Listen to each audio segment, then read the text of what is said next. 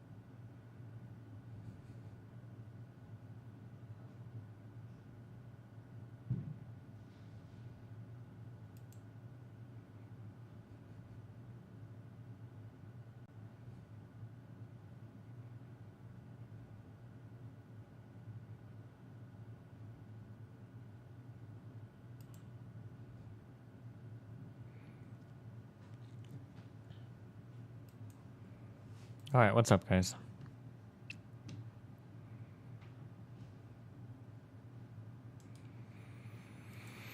Do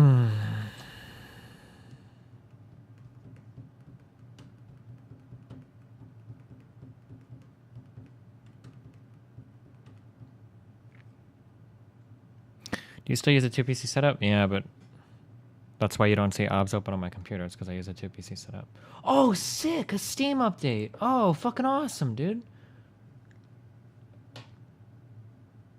I can't wait to see what they changed.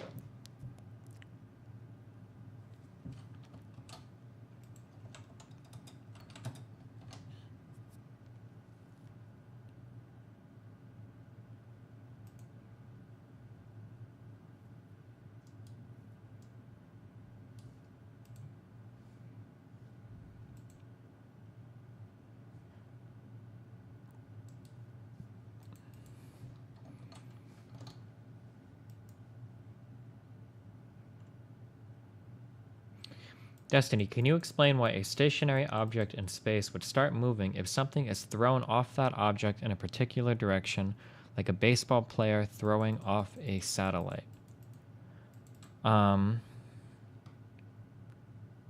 Is that Newton's second law?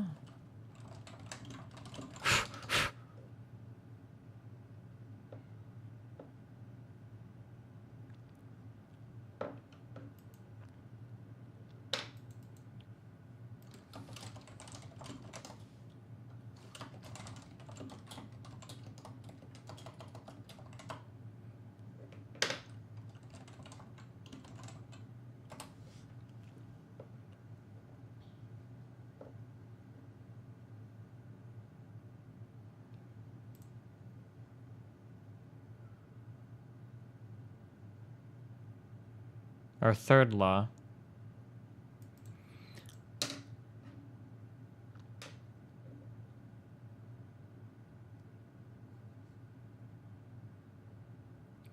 So I think when you throw a baseball, fuck, dude. I should remember this from physics. I think that when you throw a baseball, you both exert the same force on one another, but the baseball is the one that travels more because it has way less mass. Is that correct, or is that an incorrect interpretation? It's something along those lines, where when you throw something, it's exerting a force back onto you while you're exerting a force onto it, or something like that, right? Does anybody have I hate that I can't ask these questions because 50 million of you will start chiming with answers and you have no fucking idea what you're talking about.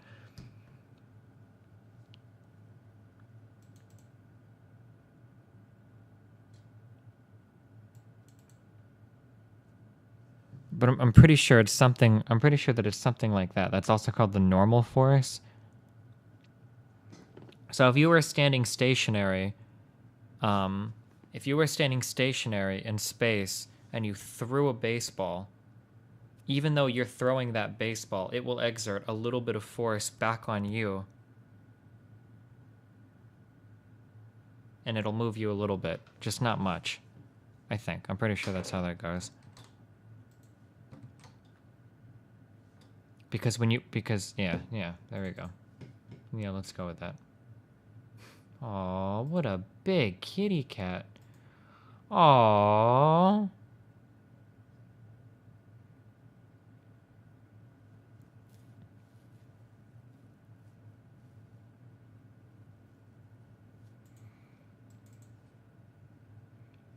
Are there physical phenomena such as wave function collapse, I don't even know what that is, or black holes, I don't really know how those work, which irrevocably destroy information about their prior states? How is quantum information stored as a state of a quantum system? I am not even close to being qualified to answer that. I'm not really sure why you would ask me. When today we just learned about the Oberth effect, I don't know why you think I would have a good enough grasp of QM to tell you what happens when, but okay.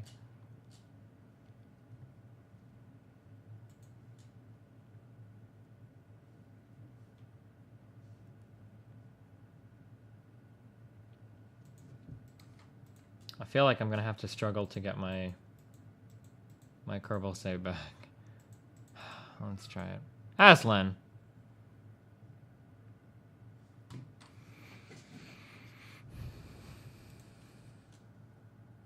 Lagrangian point. Click. Lagrangian? I don't know how to pronounce this shit.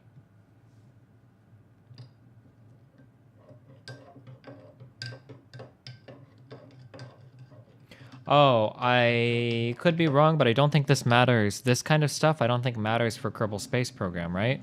Because I think in Kerbal Space Program, you're only ever influenced by one body at any point in time. It's like a way of simplifying things. Yeah, no n-body physics. You're only ever under the sphere of influence of one body at any point in time.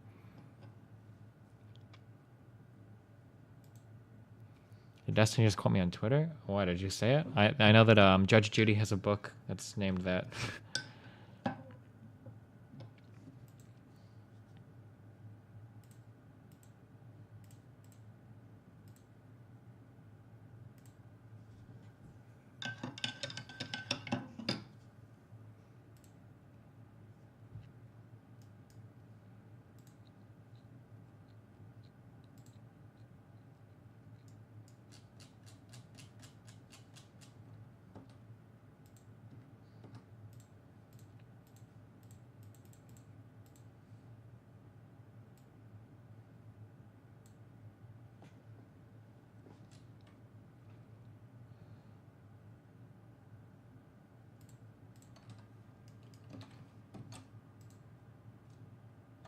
The fuck is this shit? Oh.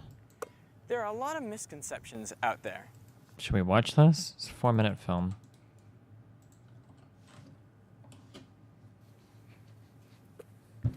There are a lot of misconceptions out there. And this is a video about one of the most common ones. So I went around asking people, what makes the moon go around the Earth? And they told me, the Earth puts a gravitational force on the moon. But does the moon put a gravitational pull on the Earth? Pull on the Earth? Yes, it does. Hence we have tides, etc. The moon pulls on the Earth too. It affects like the tides and women and it does. Very powerful, this thing. Where do you think he's interviewing these people at? Normally in these things where they stop and interview people, they don't even know that like the United States of America has like 50 states. These are decent answers from like right? Do you agree? Right? Compared to what you normally find on the random. Moon pull on the Earth. Probably that as well, yeah. So what I want to know is how does that force that the moon exerts on the Earth, how does that compare in terms of size to the force the Earth exerts on the moon?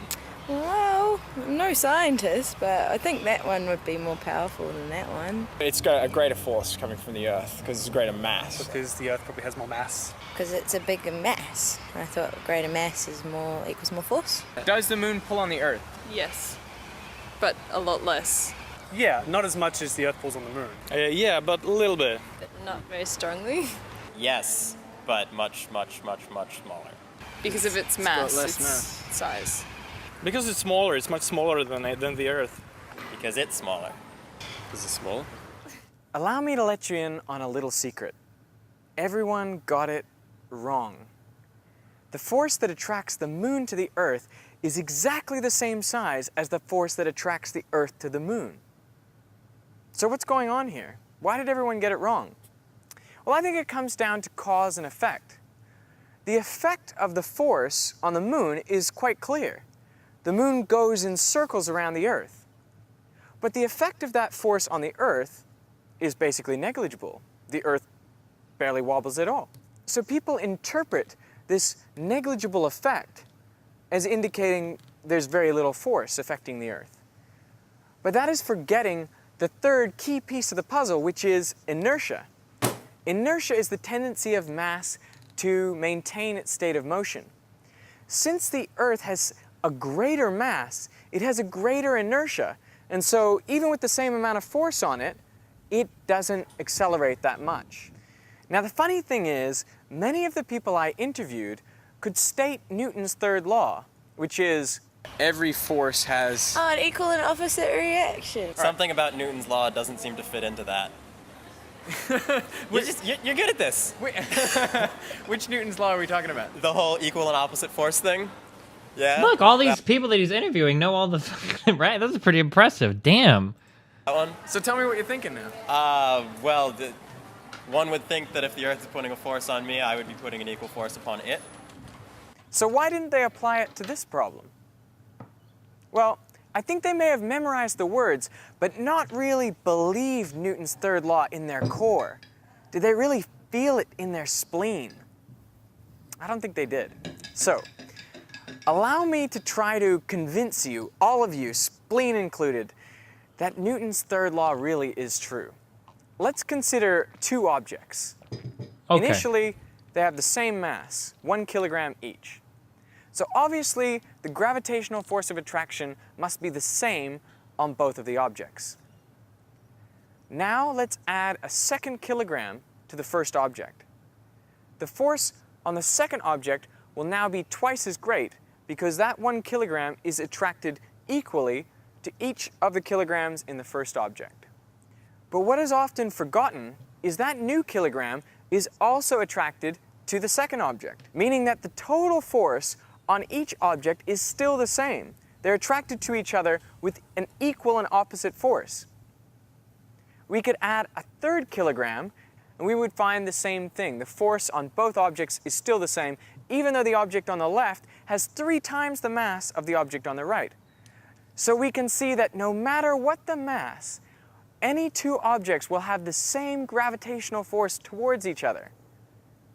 Can you feel Newton's third law in your spleen now? It should settle inside you and become a part of you. Wow.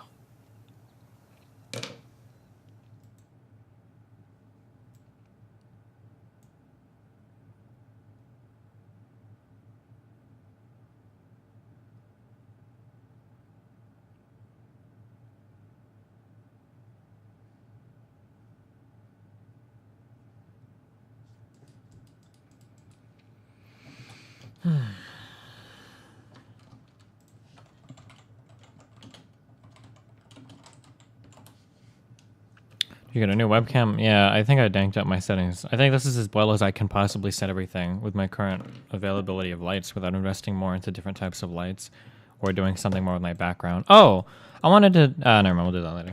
Never mind. Don't worry about it. What kind of onion rockets? Do people... When people make asparagus rockets, is it really this kind of autism? Is this really what we're looking at?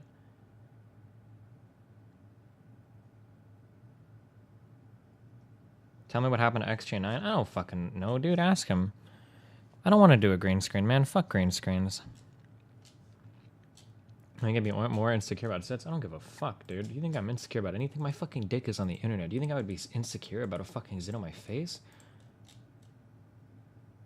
Idea is to create a rocket with a lot of parallel engines with the fuel tanks on top of them. All engines ignite at the same time. The trick always at each rocket is depleting its own fuel tank, all draining their fuel from the outermost tanks. And these are depleted. The outermost tanks of the rockets are decoupled.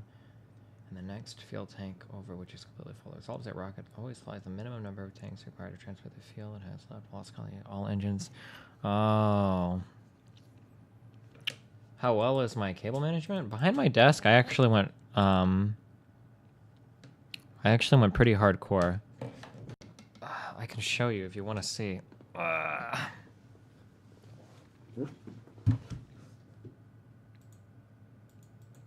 went really I ended up zip tying a lot of shit down. Hold on one second.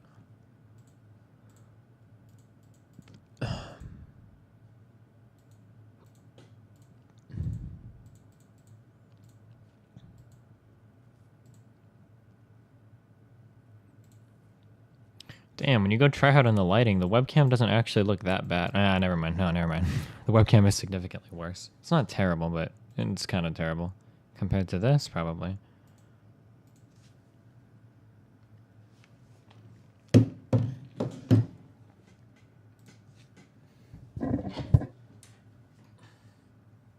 I guess you're going to see a lot of cables, but compared to what I guess it could look like, it's not too bad. Everything is pretty well organized. I've zip tied everything together so there's not a ton of extra slack. And then, yeah, I think for the most part, everything... I could go hardcore and like put down like strips and shit to cover the cords, but considering I have 2 computers worth of stuff, 2 monitors worth of stuff, my mixer, and the 2 lights back here, I think everything came out pretty well.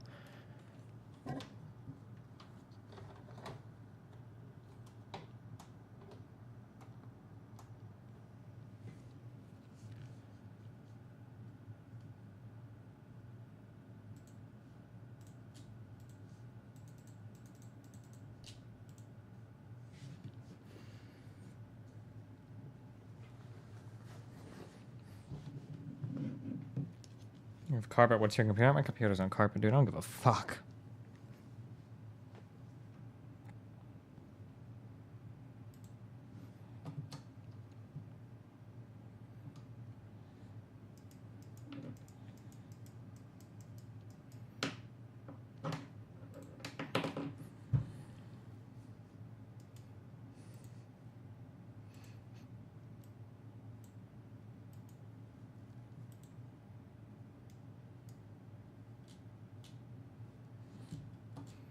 Am I balding? No, I think my hair genetics are... I think I'm pretty good there. My dad isn't balding yet, I don't think.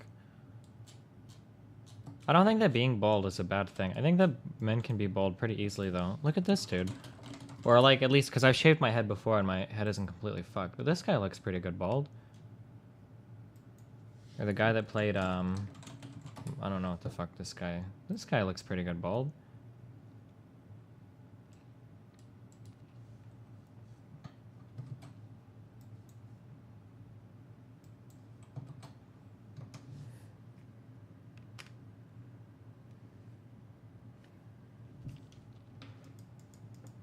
Baldness change that maternal? Oh, I don't know, dude. Oh yeah, J.K. Simmons looks sick as fuck bald. Bald plus no beard? Yeah, I don't like the bald. I think that facial hair plus bald is okay. Not this facial. I don't know what the fuck this shit is.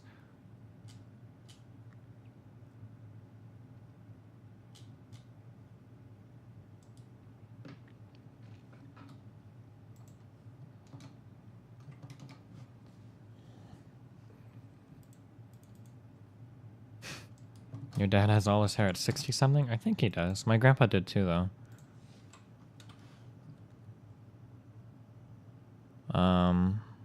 What's his name? Oh, Stephen Bunnell.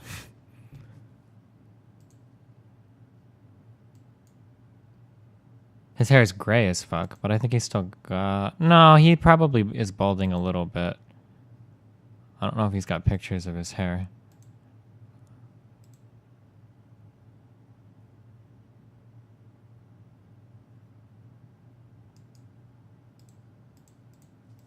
Does this count as doxing?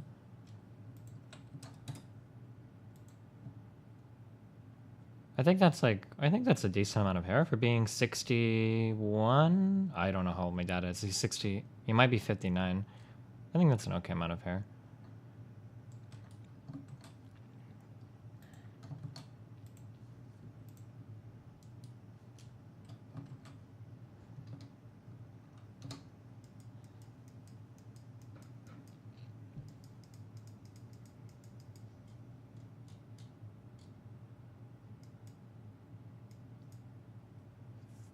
Do you agree that you either go full bald if you start to go bald just on top? Yeah, of course. Fuck. I think the comb over shit looks really, really, really bad. And I don't think that being bald is bad either. I don't know. If I started to lose hair, I would just shave it all. There's no point in like hiding it and it looks bad. I don't want to fucking do this shit. Alright, we're going back to the drawing board.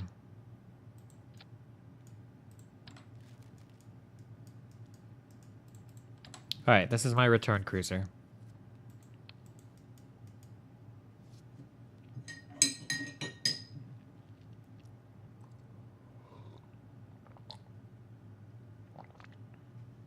You have the money for plugs though, don't you? Isn't that, plugs, you're talking about like hair transplants? Isn't that shit supposed to be really painful?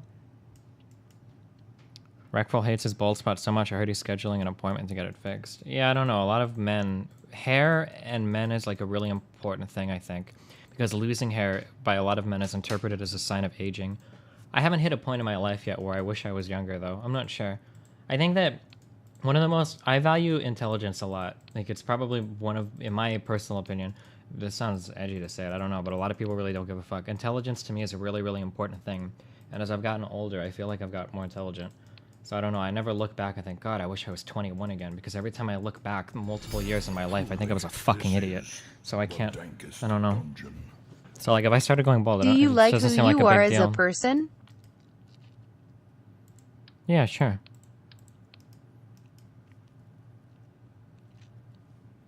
Okay. I mean, yeah, of course I do. I think I'm a pretty decent dude, or cool dude at least. I'm pretty cool. I'm gonna be the coolest kid at Nathan's school, or the coolest parent.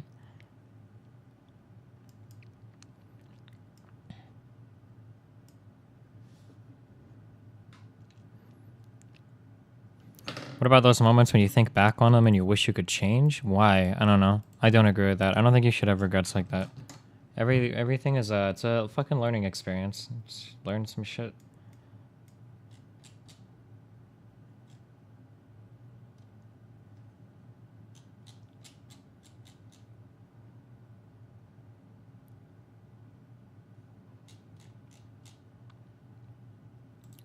Losing hair is a control thing? I mean, a lot of things are out of your control. Getting sick is out of your control. I don't know. I don't think it's a big deal. I don't care.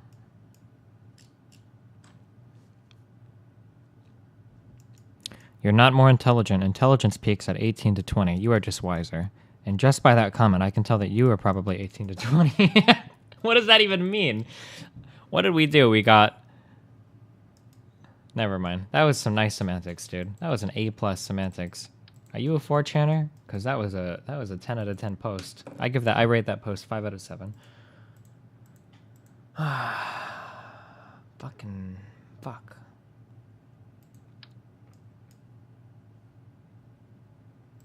Okay, I'm gonna go for 3. I'm gonna go for 3. I'm gonna try 3. I'm gonna try 3. You can't have a flawless life with no regrets. Everybody has their own. You just have to forget about it. Nah, I don't agree. I think that everything is a learning experience. As long as you've learned something, you can always come out a different person at the end of any event, and it's up to you to become a better person or a worse person. So even if it's a bad event, and even if you're the one that fucked up, as long as you learn something from it, you come out the end a better person. So why would you regret it, right? I don't know. I'm a parent. I'm a big. I have to go through something to learn it or understand it. That's just how how it works for me. There's a lot of life lessons I know to be true today that I never could have convinced myself back in my early 20s or my or when I was a teenager. So I mean, I don't know. I don't know if I regret those things because I know that I've made mistakes that I'm not prone to making again, ever again, just because of learning those things.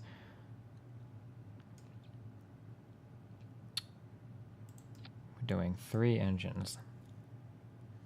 Can I put decouplers on the top here, or is that dumb? Fuck it.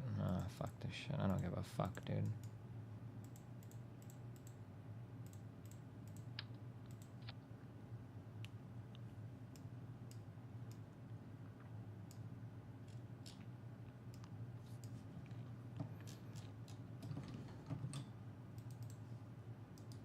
Jesus Christ.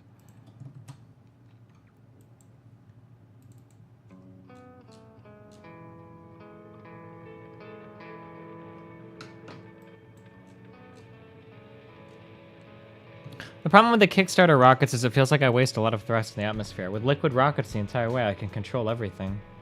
Dun, dun. Dun, na, na, na, na, na, na, na.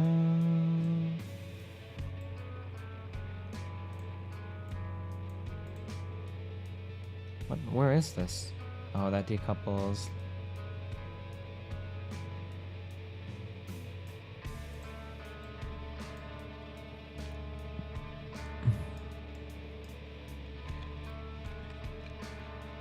Could have passed you voted for Hillary or Trump? Maybe Trump, I'm not sure.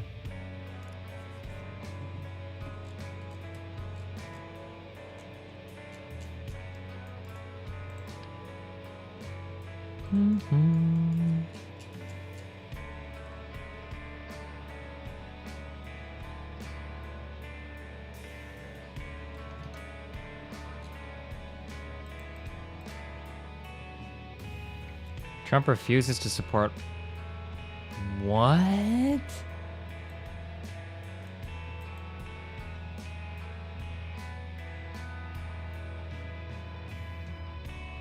I feel like this hurts Trump more than Paul Ryan and John McCain. Do you think that Trump is trying to throw... Do you think Trump is trying to throw it? I don't even know at this point. Now I'm starting to wonder. Maybe Trump's not actually stupid. Maybe he knows exactly what he's doing and he just doesn't want to win the election. What?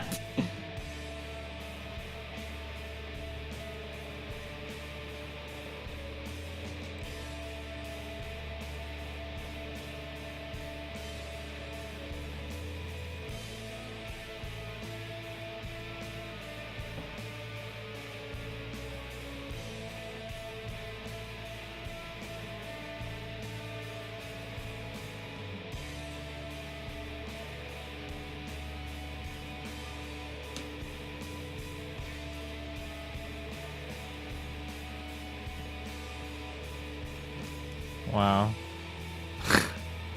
He is 100% trying to throw. He doesn't want to win. He'd be stuck for 4 years as president. Why do that when he could just write his book next year and make way more money? Holy shit. Okay, dude. I can't believe it. Doo-dum, boom, bum, bum, bum, bum, ba, doo, dum, dum. Do do do do do do do do do.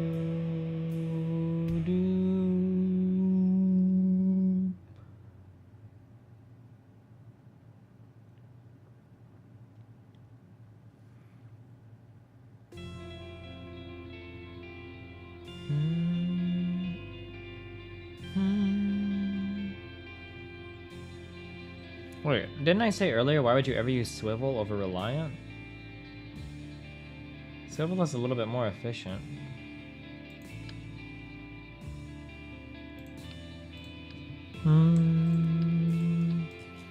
Do do do do do do do do do do do do do do do.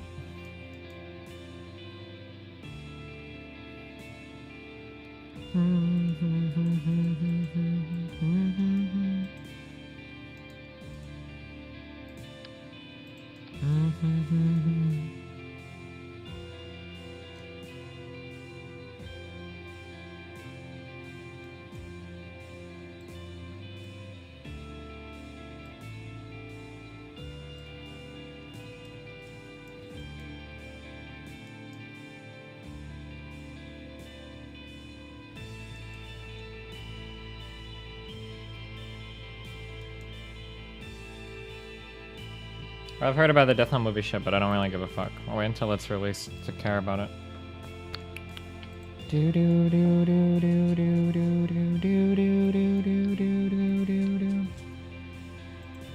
Okay, I'm gonna put 3 big guys on this. How mad? How mad are you guys right now?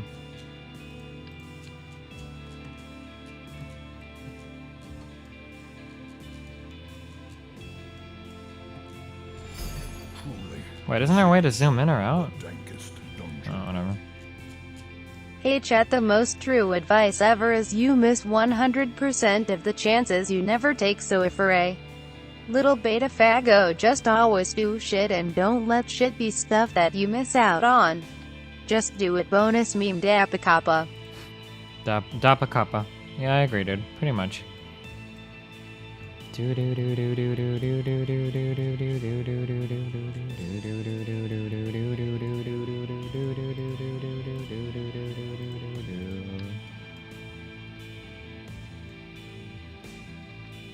Dappa Kappa.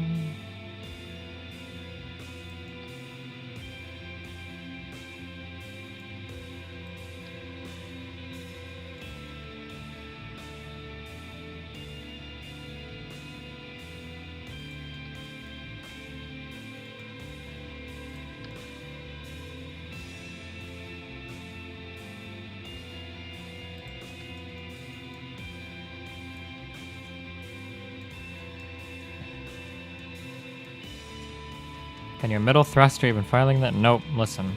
Listen, $2 gargoyle. I don't give a fuck about that shit anymore, okay?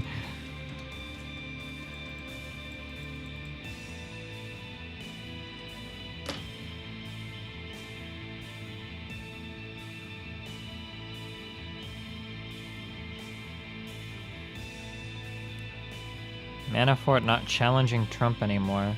Mailing it in. Staff suicidal. What does this mean?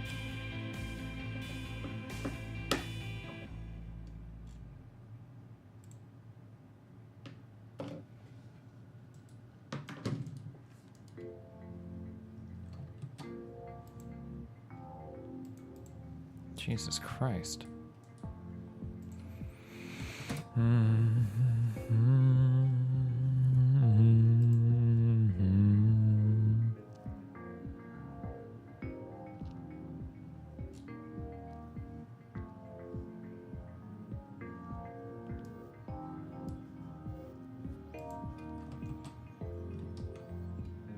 He's not trying to stop Trump from doing stupid stuff anymore. Oh, nice.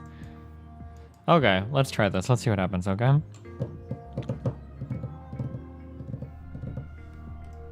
Oh, I didn't put any struts on.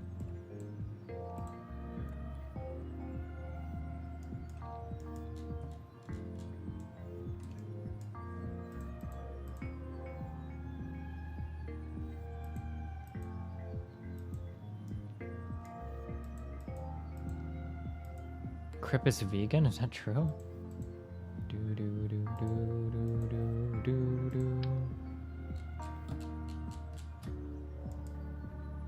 I actually really don't like the strut system in this game. I feel like stuff should just be really stable by default, because it feels like you can add infinite struts anyway. They have almost no impact on weight and they're pretty much free. So like adding them just seems like useless busy work, you know?